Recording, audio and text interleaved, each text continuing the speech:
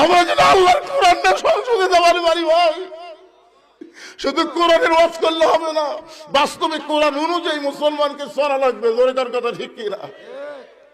আলিমদেরকে কত কষ্ট দেওয়া হয়েছে, নয় বার অন্যায় ভাবে আমাকে জেলের মধ্যে নিয়ে দেওয়া হয়েছে, আমার আঙ্গুল ভাঙ্গে দিছে। এই দেখেন এখানে খুঁটে ঢুকে দিয়ে।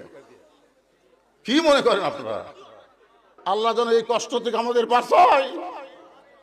আমরা যেন আল্লাহর কোরআনটা সংসদে যাবার পারি ভাই, শুধু কোরআনের ওয়াজ করলে হবে না, বাস্তবে কোরআন অনুযায়ী মুসলমানকে চলা লাগবে। জোরেকার কথা ঠিক কিনা?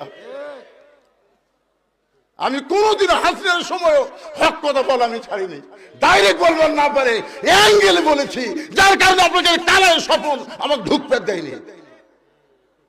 আপনার জানেন আপনাকে হিসপি আমার ধরে 10টা ফেন্সিল গাড়ির মধ্যে ঢুকে দিল, 10টা ফেন্সিল ঢুকে দিল আমার গাড়ির মধ্যে। কি মনে করছেন? হুজুর টাকা দেন, যা ওয়াজ করে যা পাচ্ছেন টাকা দেন, না হয় ফেন্সিল কেস দেবো। আমরা যে কত বিপদে ছিলাম, তদন্ত না করে খালি দোষ দেন। কি কোন তদন্ত